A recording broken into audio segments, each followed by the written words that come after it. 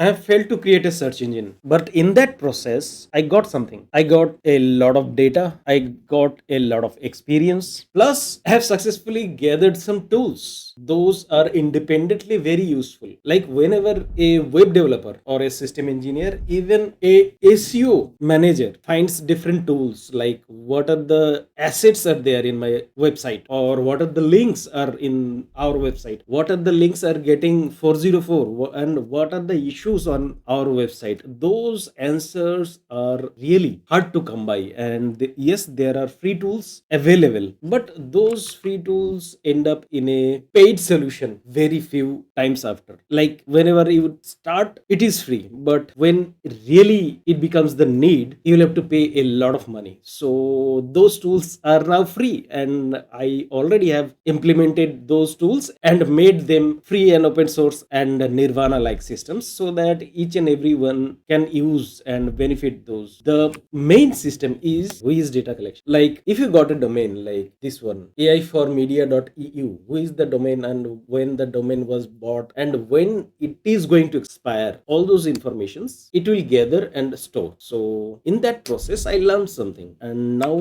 it's time to share those informations. Like see, there are 3.2 million domains. Actually, more than that I have acquired, but it is a test server on L2. This L2 is getting, like, I have imported some of the data so that I can demonstrate safely. Yes, I understand many things comes under gray area, like how much data you can scrape. Like some websites create a robots.txt, you'll have to respect those robots so that you intentionally do not get restricted data. So I have some unique domains, unique subdomains.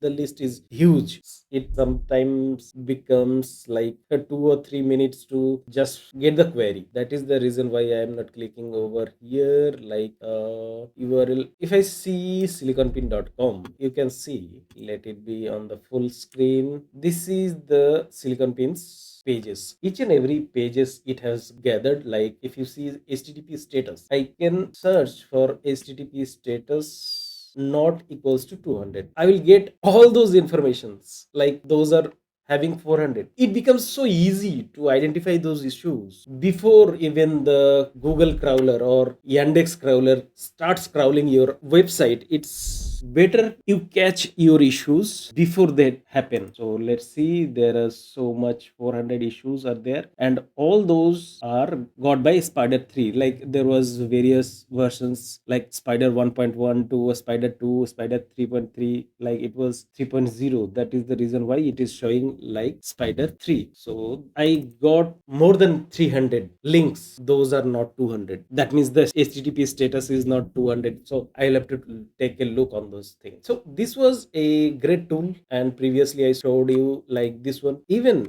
I can stop it over here, and if I start again, like who is collector, let me show you first the size. It around 8 MB, only 8 MB of application. It is doing quite well. So let's start who is collector. Next domain check in 14 seconds. Why there is a 14-second wait time? That is because if you like hit the who is server for the information each and every second, you will be like your IP will be blocked within few minutes. That is the reason why I have kept like a random delay. Sometimes it is 14 seconds, sometimes 13, sometimes 16. It calculates like who is server and its metadata. Even if you get banned, they provide you a header like try after that much of interval. That is the reason why it is so much intelligent to gather. It was even previously was like a random second, that was also working very fine, but I find this is the much better way to implement this. By the way,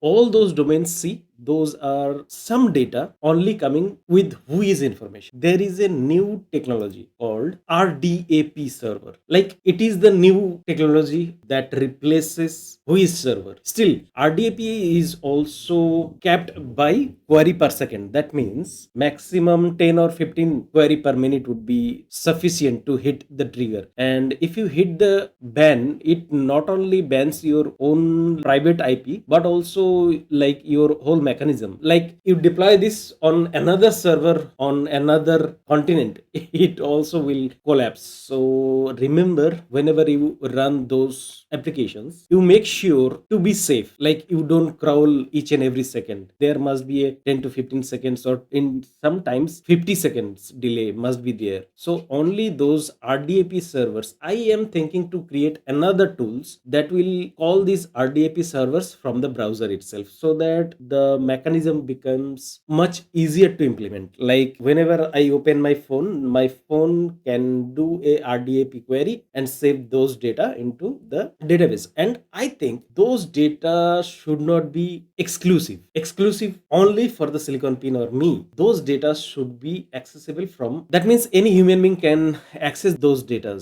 And it's better, like any human being able to contribute those data, they also can contribute. So I am also thinking like we will have a similar data lake where all those data are publicly available, not publicly, humanly available, because there is a clear difference between human and public sometimes do not have sense. Human beings tend to have sense. That is the main difference between human being and public. By the way, right now RDAP is not implemented. It was implemented. I left that RDAP implementation for the web itself, so that it becomes more widely deployable. See, Whois call is costly because it requires curl, and from the browser I was not able to use curl. That was the reason. But RDAP supports HTTPS, so it will be much easier to call a HTTPS using fetch or any other mechanism on the browser itself. That's enough for this. What else I have learned? Like there are domain names. First we have the internet. Second we have the domain name system. That means .com,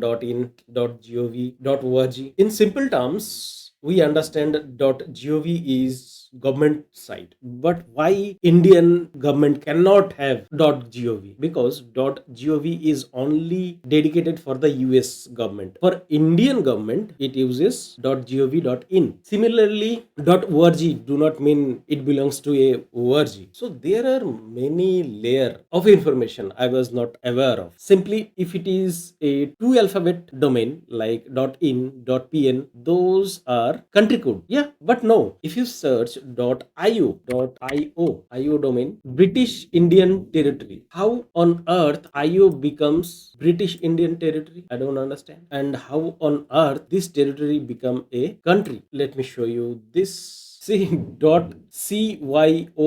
This is also a valid domain. This one is also a valid domain. When my crawler crawled, picked up this one, I found out, wait a minute, how this become a valid domain? It must be a com or .u, I don't know. So I need a complete list of domains. I got that information from IANA. Like this table, if you see, all those are domain endings like root domain. See the number, I was shocked, like how on earth the number can be like more than 1000. If I say exactly, it is right now 1437. By the way, few of them already dropped, so that was the reason why I have made. If it is removed, I'm not sure I am having any removed ones. Let me search if remove equals to 0. So yes, .test. Okay, that was a test from my side. I must delete this one. So there is no domain from, but I remember I collected some domains. Those were deleted. Like it was there, but still it do not function. So there are more than 1000 domain names. Those are all valid domain names. And who owns those? IANA. By the way, let me clarify this. There is internet and there is domain name system. That means DNS. That also supports domain. Whenever you purchase a domain, it do not own that domain. You just rent it for a year or maximum up to 10 years. So you can rent domain. It better if we rename this as buy a domain, purchase a domain. Rent a domain is much appropriate thing to say. So what we get root domain and domain suffix. See what are the domain suffix. More than 10,000 domain suffixes are there. Like if you are developing an application where you get the domain name separated by the extension. So .com.ac is a valid prefix. Even if you see this and type over there, you don't see a go to website. It only says search for this. If you put something over there, then see it changes, like you can go to that domain. So how this browser knows whether it is a valid suffix or not from this database itself? So those databases are really needed, and I am happy to know, like in Golang and even on PHP, those are already implemented. What next I knew? Yes, what I knew, like we classify text. There are two types of text: right to left and left to right. So my primary UI for desktop is KDE, and for KDE, Dolphin is the default. Sometimes I use Dolphin to navigate files. When I realize like those dot extension having RTL format, those gets messed up in Dolphin file browser. So that was one my finding. I thought about, like I put a bug report, but I don't think I am capable enough. This was the Golang package I was talking about. Similar package is also available on the PHP. But right now I am not willing to use those packages because I have much updated database. So I will use my database itself. And I found mailmate.co.za.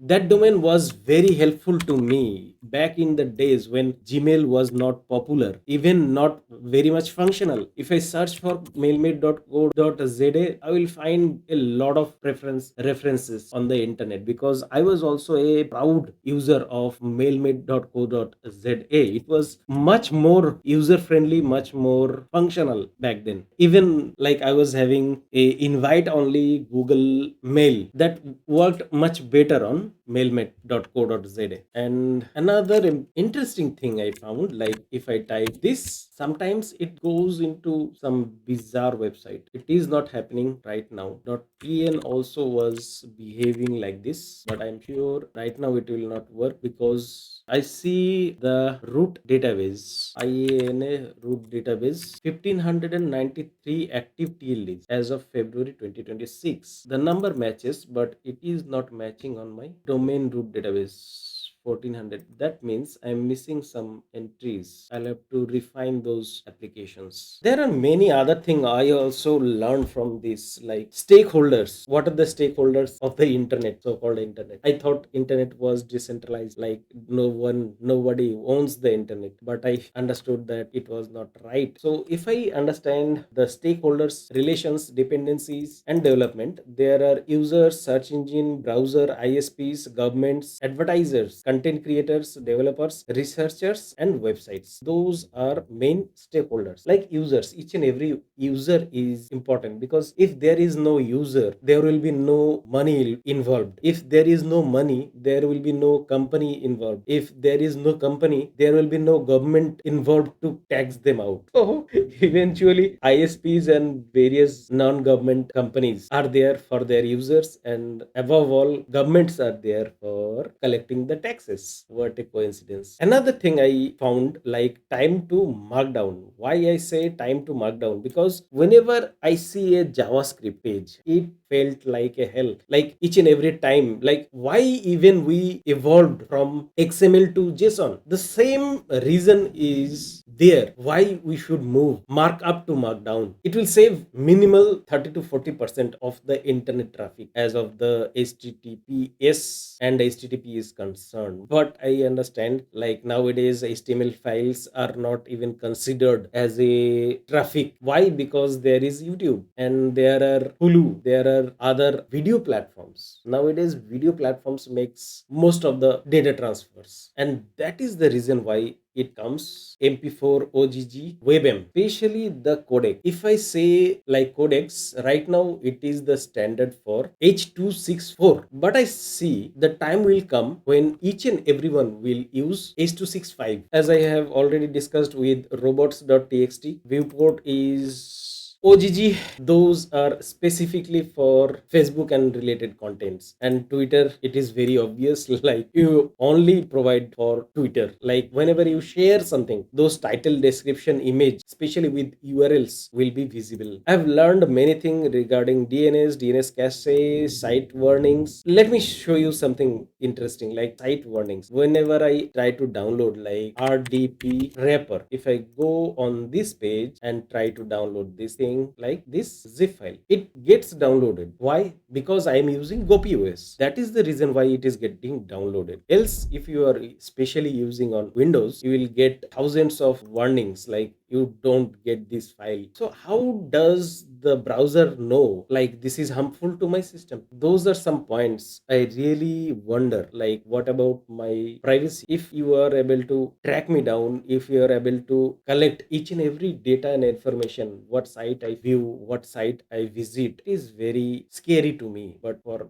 normal people, it is, I see this is very important. There are 316 country code. Total number of country in the world is 195 countries. Even if you add some more, you will not even get half of the number. So how the country code 316? I'm not sure. Okay, regarding the search engine and crawler things, I will continue later on someday. There are so many other things. Yes, one more important thing is HTTP and HTTPS. Previously, when the time was like HTTPS was a expensive thing together, like it was nearly 5,000 rupees, so it was around 40 to $60 per HTTPS certificate. Later on, like few companies get together. As I remember, the main one was Mozilla, backed by Google and other companies. Mainly those two companies were there. They formed a company, like it was the company Let's Encrypt, and Let's Encrypt nowadays a totalitarian. Like 99% of the sites getting their